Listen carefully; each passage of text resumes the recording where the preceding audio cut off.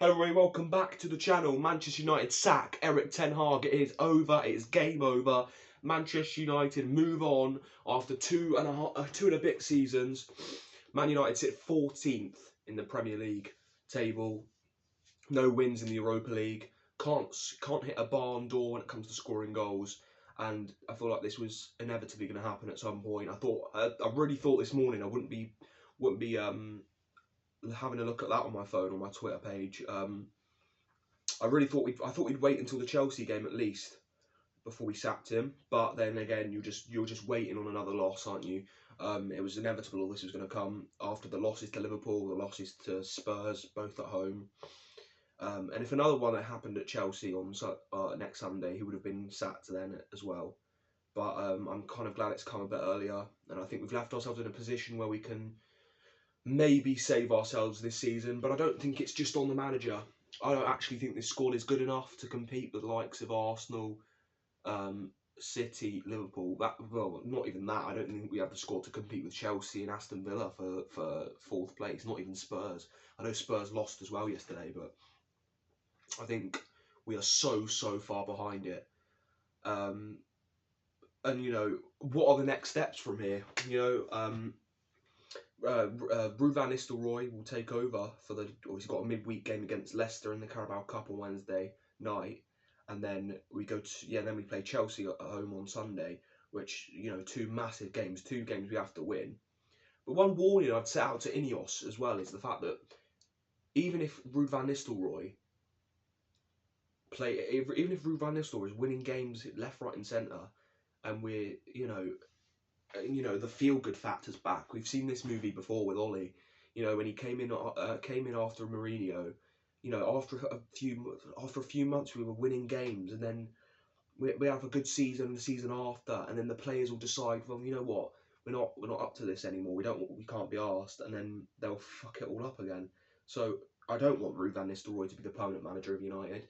I'd happily have him as part of the coaching team. I think he'd be brilliant for that. I think he has been good so far for Ten Hag. But we can't fucking score goals. I mean, it's a real issue. I think we've had the most chances missed in the Premier League this season. You look at us against West Ham, hitting the woodwork left, right, and centre.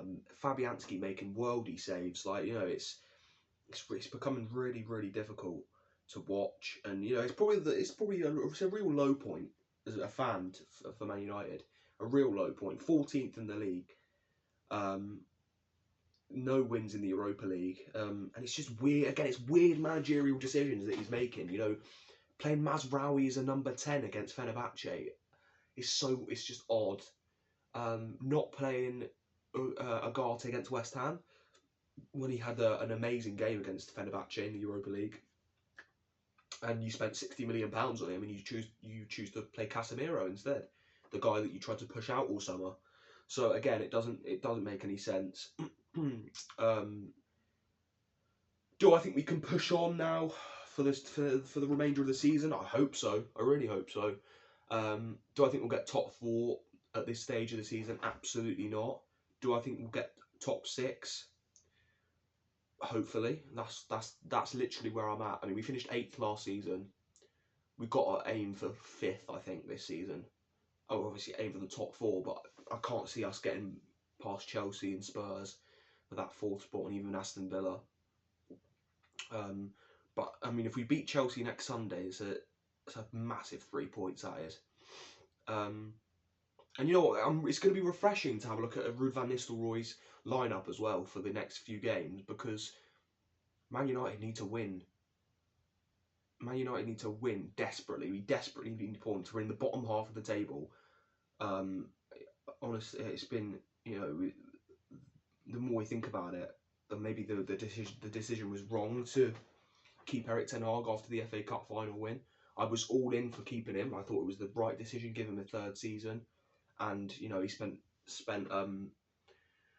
£200 million or over that in the summer, and it's gone shockingly, and that's going to be another issue for this new manager that comes in. Whether they're not going to want all the players that he's bought. De Ligt, he's not going to be favoured by a lot of managers. Ugarte, Xerxes, you know, they're not going to, you know, Yoro, or even players like Mason Mount or Nana, who he brought in, they then might not be favoured by the new manager that comes in. So what do we do then? Do we then pump another £1 billion into a new squad for this new manager, having another rebuild? And then when they inevitably get sacked again, we have to do, it's just a constant spiralling process that we're going through.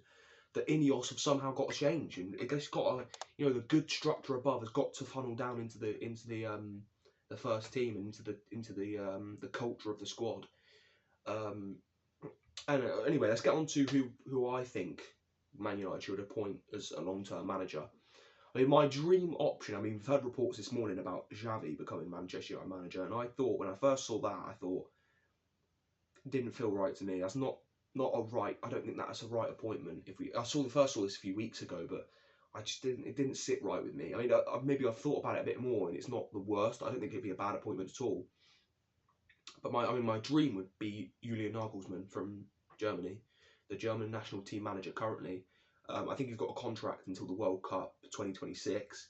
But, you know, if I'm Ineos, I'm looking at this going, we're Manchester United. We're Manchester United. Don't just go for a manager that's available and unemployed now. Go for the best manager you can. Pay the compensation fee. Pay 15 million. You know, I mean, I know you have to pay 17 million to Ten Hag now. You've sacked him, but pay the compensation fee. You have to go and get the best possible manager. You've got Nagelsmann out there. You know, such a good coach. The one issue he would probably have is the fact that, again, he wouldn't want the players that we have, and the style of football he plays is so intense and so, like, press heavy. I don't think it would suit our players, and I don't think they could be bothered to you know, play that style of football. I don't think we've got the right set of players to do that. You've got Ruben Amorim from Sporting, but I think he plays a 3 at the back. A good coach as well, very good coach. So that would be one of my options. I haven't seen too much of him, but he's a good coach. Thomas Frank from Brentford had been mentioned as well. I would stay a bit further away from that, I think.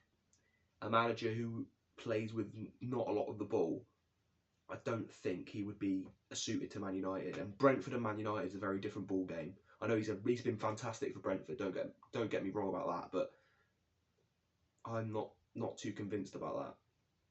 Gareth Southgate and Graham Potter can stay as far away from the club as possible. If we end up appointing one of them, it will be, I'm telling you now, it will be the end. It will be I would be Southgate out. I mean Potter I'd be less concerned about than Southgate. If we import Southgate, I would, oh my god, I think it would be horrific.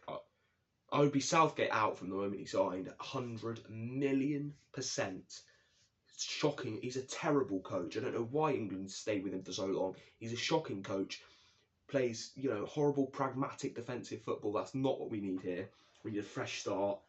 And then are we going to wait until the end of the season and write another season off and then go for another manager in the summer? Maybe Ancelotti, you know, Xabi Alonso. I don't know what we're going to do. I mean, Hansi Flick was available all last season, and we never went for him. And now he's really doing well at Barcelona. So, you know, I don't know where we go from here, but we look to these games now this week against Leicester and Chelsea, and hopefully we can get points for all of them. And then, you know, a video will come soon about the new manager. So yeah, let's just see where we go from here. But we've got to all unite as a fan base, because, you know, it's a fresh start now, and we've got you know, the fan base was toxic and divided, and we've got to come together now and support whoever's in charge next. So let's wait and see what happens. Anyway, thank you guys for watching. Hope you've all enjoyed, and I will catch you in a bit. Cheers.